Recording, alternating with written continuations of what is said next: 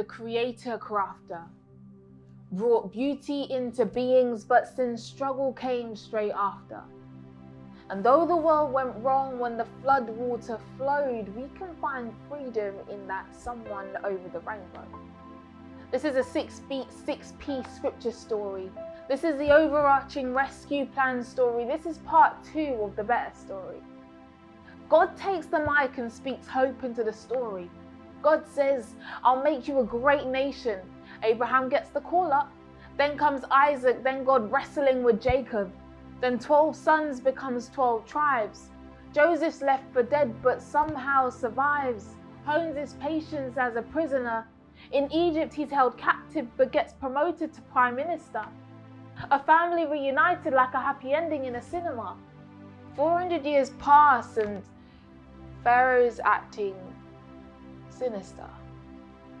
Paranoid and bursting with pride. Puts the Israelites in shackles and sets up genocide. But a Moses in a basket floated up the Nile into the arms of Pharaoh's daughter, where he stays for a while. And though he grew up in a palace, he murders an Egyptian for treating an Israelite with malice.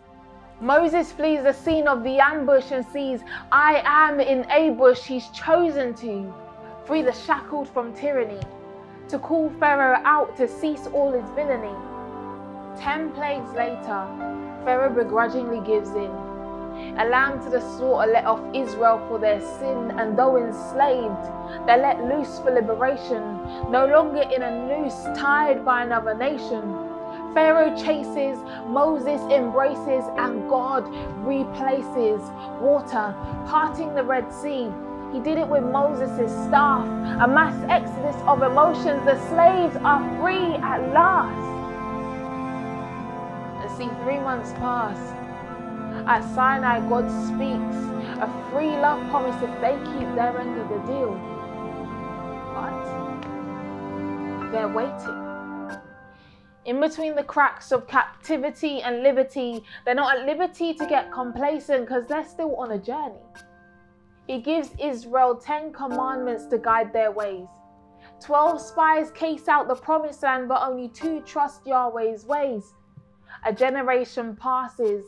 From Moses to Joshua, the baton passes hands. With great Jehovah, they cross over into the promised land. How? Just God. He's the just God. See, God did not rest but fought for the oppressed till his peeps found peace and rest, free to rest, free to be properly blessed.